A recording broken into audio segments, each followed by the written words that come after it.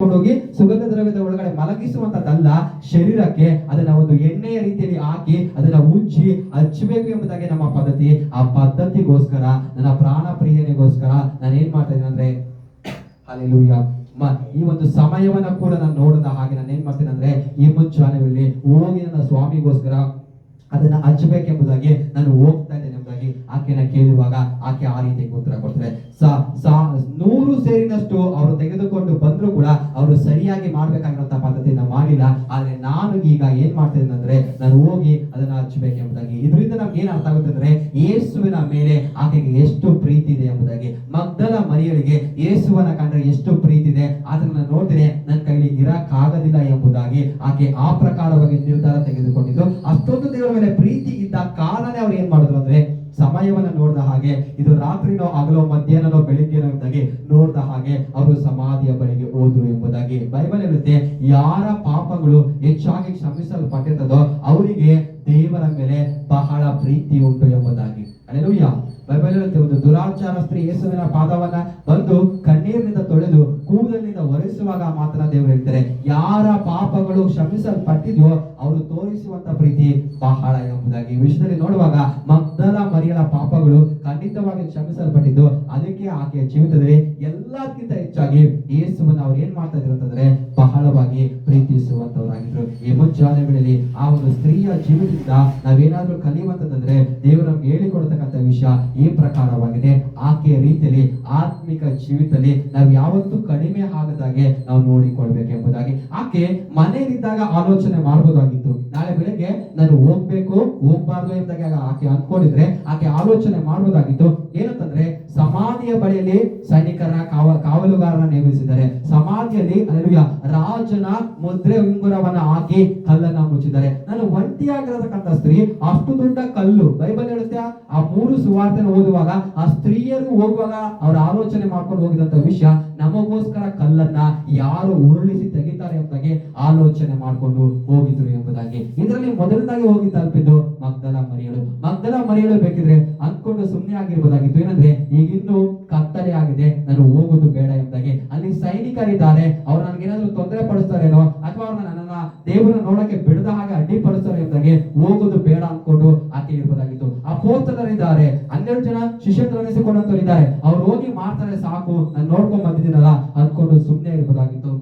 ಆದ್ರೆ ಆಕೆಯ ಮನಸ್ಸು ಒಪ್ಪಲಿಲ್ಲ ಎಂಬುದಾಗಿ. ಹಲ್ಲೆಲೂಯಾ. ಆಕೆ ಏನೇ ತಡೆಗಳು ಆಕೆಯ ಜೀವಿತದಲ್ಲಿ ಬಂದ್ರೂ ಕೂಡ ಆಕೆ ಸಮಾಧಾನವಾಗದ ಹಾಗೆ ದೇವರ ಬಳಿಗೆ ಹೋದ್ಲು ಎಂಬುದಾಗಿ. ನಮ್ಮ ಜೀವಿತದಲ್ಲೂ ಕೂಡ ಅಷ್ಟೇ, ನಮ್ಮನ್ನ ದೇವರ ಆಲಯಕ್ಕೆ ಬರದ ಹಾಗೆ, ಭಾನುವಾರ ದಿನ ದೇವ ಸಮ್ಮುಖಕ್ಕೆ ಬರದ ಹಾಗೆ, ಸಭೆಗಳಲ್ಲಿ ನೇಮಿಸಿರ್ತಕ್ಕಂಥ ಪ್ರಾರ್ಥನೆಗಳನ್ನ ಬರದ ಹಾಗೆ ನಮ್ಮ ಜೀವಿತವನ್ನ ಶತ್ರುವಾದನು ಅನೇಕ ವಿಷಯದಲ್ಲಿ ಡೈವರ್ಟ್ ಮಾಡ್ಲಿಕ್ಕೆ ನೋಡ್ತಾನೆ. ಹಲ್ಲೆಲೂಯಾ. ನಾವು ಮಾಡತಕ್ಕಂಥ ಕೆಲಸಗಳ ನಿಮಿತ್ತ ಆಗಿರ್ಬೋದು, ಅಥವಾ ನಮ್ಗಿರತಕ್ಕಂಥ ಬೇರೆ ಒಂದು ಪ್ರಾಬ್ಲಮ್ಗಳ ನಿಮಿತ್ತವಾಗಿ ಆಗಿರ್ಬೋದು. ಇವತ್ತು ನೀನು ಹೋಗಿಲ್ಲ ಅಂದ್ರೆ ಏನು ನಷ್ಟ ಆಗಲ್ಲ, ಈ ವಾರ ದೇವ ಸಮ್ಮುಖಕ್ಕೆ ಹೋಗಿಲ್ಲ ಅಂದ್ರೆ ಏನು ನಿನಗೆ ತೊಂದರೆ ಆಗಲ್ಲ ಎಂಬುದಾಗಿ ಶತ್ರು ನಮ್ಮ ಆಲೋಚನೆ ಡೈವರ್ಟ್ ಮಾಡ್ಬೋದು. ಆದ್ರೆ ಸತ್ಯವೇದ ಪುಸ್ತಕ ಕಲಿಸದೆ ಮರಿಯಳು ಅಂದ್ಕೊಂಡು ಆ ರೀತಿಯಾಗಿ ಇರ್ಬೋದಾಗಿತ್ತು. ಸಮಾಧಿಗೆ ತಲೆನ ಮುಚ್ಚಿದ್ದಾರೆ, ಅಲ್ಲಿ ಸೈನಿಕರಿದ್ದಾರೆ ಕೂಡ ಎಂಬುದಾಗಿ. ನಾನು ಹೋಗಿ ಒಂಟಿ ಸ್ತ್ರೀ ಏನ್ ಮಾಡ್ಬೋದು ಎಂಬುದಾಗಿ ಅವಳು ಆಲೋಚನೆ ಮಾಡಿದ್ರೆ ಆ ಪ್ರಕಾರವಾಗಿ ಇರ್ಬೋದಿತ್ತು. ಆದ್ರೆ ಆಕೆಯ ದಾಹ, ಆಕೆಯ ಪ್ರೀತಿ ದೇವರ ಮೇಲೆ ಬಹಳವಾಗಿ ಇದ್ದ ಕಾರಣ ಏನಾಯ್ತು ಅಂತಂದ್ರೆ, ಆಕೆ ಹಲ್ಲೆಲೂಯಾ ತನ್ನ ಮನೆಯಲ್ಲಿ ಸುಮ್ಮನೆ ಇರಲಿಕ್ಕೆ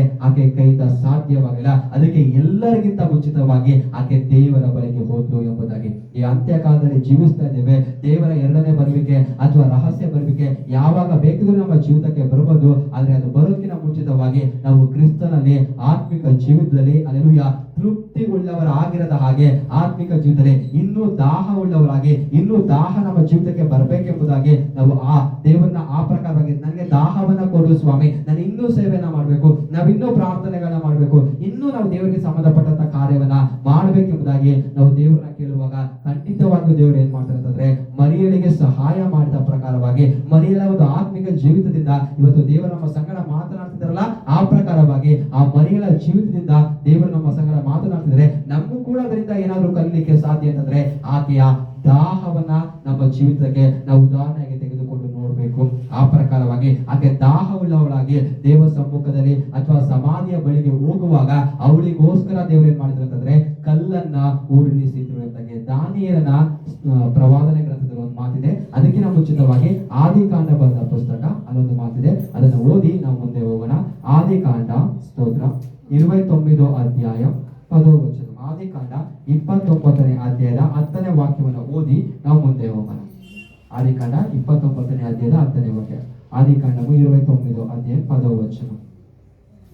29:10 ಆದಿಕಾಂಡ ಸ್ತೋತ್ರ 29:10. ಅಲ್ಲಿಂದ 9ರಿಂದ ಓದ್ಲಾ? ಓದಿ. ಲೇಯಳು ತನಗೆ ಹೆರಿಗೆ ನಿಂತು ಹೋಗಿರುವುದನ್ನು ತಿಳಿದು ತನ್ನ ದಾಸಿಯಾದ ಜಿಲ್ಬಳನ್ನು ಯಾಕೋಬನ ಹೆಂಡತಿಯಾಗುವುದಕ್ಕೆ ಒಪ್ಪಿಸಿದಳು. ಅದರ 29ನೇ ಅಧ್ಯಾಯದ 10ನೇ ವಾಕ್ಯ. Okay okay okay 29:10.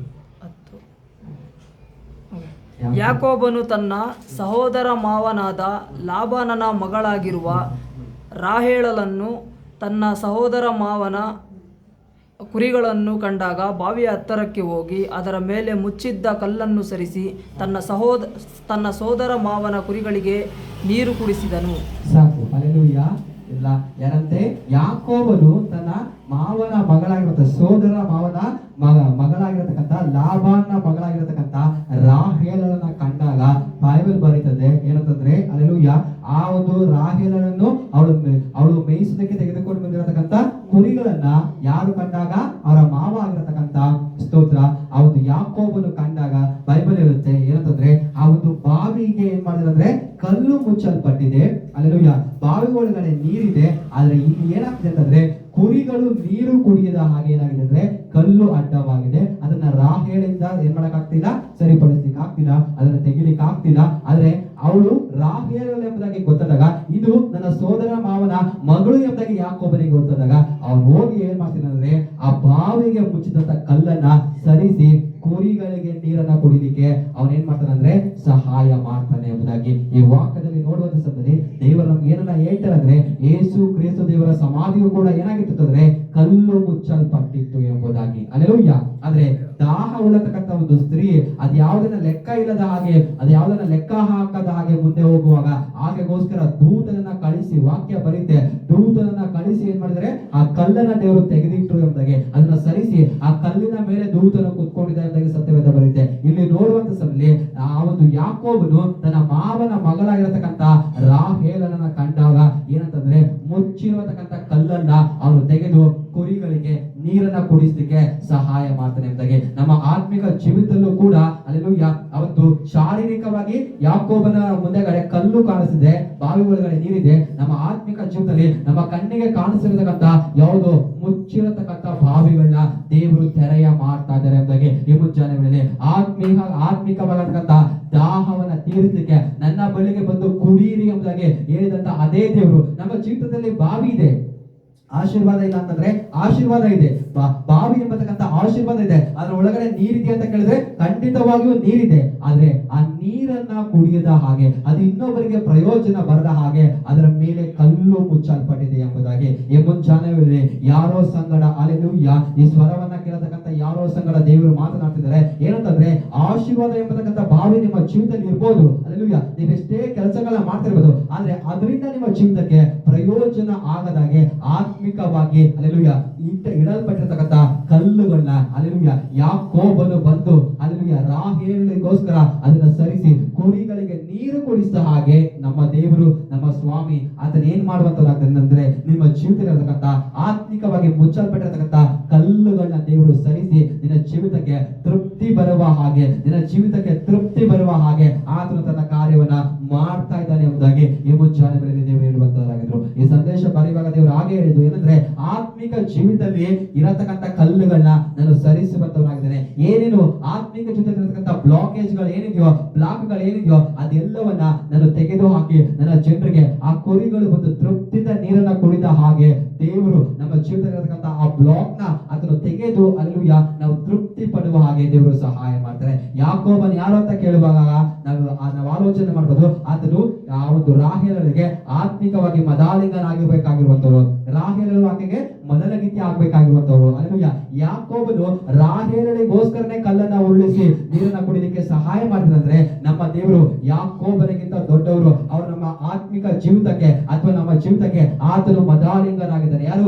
Yesu Kristu ದೇವರು ನಮ್ಮ ಜೀವಿತಕ್ಕೆ ಮದಾಲಿಂಗನಾಗಿದ್ದಾನೆ. ಮೊದಲಗಿತಿಯಾಗಿರುವಂತಹ ಸಭೆ ಆಗಿರುವಂತಹ ನಮಗೋಸ್ಕರ ಆತನು ನಮ್ಮ ಜೀವಿತಕ್ಕೋಸ್ಕರ ಏನೆಲ್ಲ ಬ್ಲಾಕ್ ಆಗಿದೆಯೋ, ಏನೆಲ್ಲ ಮುಚ್ಚಲ್ಪಟ್ಟಿದೆಯೋ, ಯಾವ ವಿಷಯಗಳ ಮೇಲೆ ಕಲ್ಲು ಬಂದು ಮುಚ್ಚಲ್ಪಟ್ಟಿದೆಯೋ, ಅಲ್ಲೆಲೂಯಾ, ನಮ್ಮ ಕೈಯಿಂದ ಇವತ್ತು ಅದನ್ನ ತೆಗಿಲಿಕ್ಕೆ ಸಾಧ್ಯ ಆಗದೆ ಇರ್ಬೋದು. ಆದ್ರೆ ಆ ಮದಾಲಿಂಗನು ಬಂದು, ಯಾಕೋಬನು ಬಂದು ರಾಹೇಲಳಿಗೋಸ್ಕರ ಕಲ್ಲನ್ನ ತೆಗೆದು ಇಟ್ಟ ಹಾಗೆ ನಮ್ಮ ಜೀವಿತದಲ್ಲಿರತಕ್ಕಂತ ಆ ಒಂದು ಎಲ್ಲ ಒಂದು ಕಲ್ಲುಗಳನ್ನ ದೇವರು ತೆಗೆದು ಹಾಕಿ, ಅಲ್ಲೆಲೂಯಾ, ಬ್ಲಾಕೇಜಸ್ ಗಳನ್ನ ತೆಗೆದು ಹಾಕಿ ದೇವರು ಏನ್ ಮಾಡ್ತಾರೆ ಅಂದ್ರೆ ಆ ಕುರಿಗಳು ನೀರು ಕುಡಿದ ಹಾಗೆ ನಾವು ಮುಂದೆ ಹೋಗ್ಲಿಕ್ಕೆ, ನಾವು ತೃಪ್ತಿ ಪಡ್ಲಿಕ್ಕೆ ದೇವರು ಸಹಾಯ ಮಾಡ್ತಾರೆ ಎಂಬುದಾಗಿ ದಾನಿಯೇಲನ ಪ್ರವಾದನೆ ಗ್ರಂಥದಲ್ಲಿ ಒಂದು ಮಾತಿದೆ. ಅದನ್ನು ಓದಿ ಮುಂದೆ ಹೋಗೋಣ. ದಾನಿಯೇಲನ ಪ್ರವಾದನೆ ಗ್ರಂಥ 6ನೇ ಅಧ್ಯಾಯದ 16, 17ನೇ ವಾಕ್ಯ. ದಾನಿಯೇಲು ಗ್ರಂಥ 6 ಅಧ್ಯಾಯ 16, 17 ವಚನ.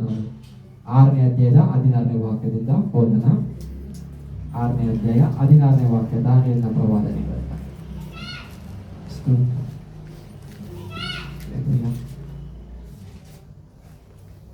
Thank you, Lord. ಸ್ತೋತ್ರ. ಹಲ್ಲೆಲೂಯಾ.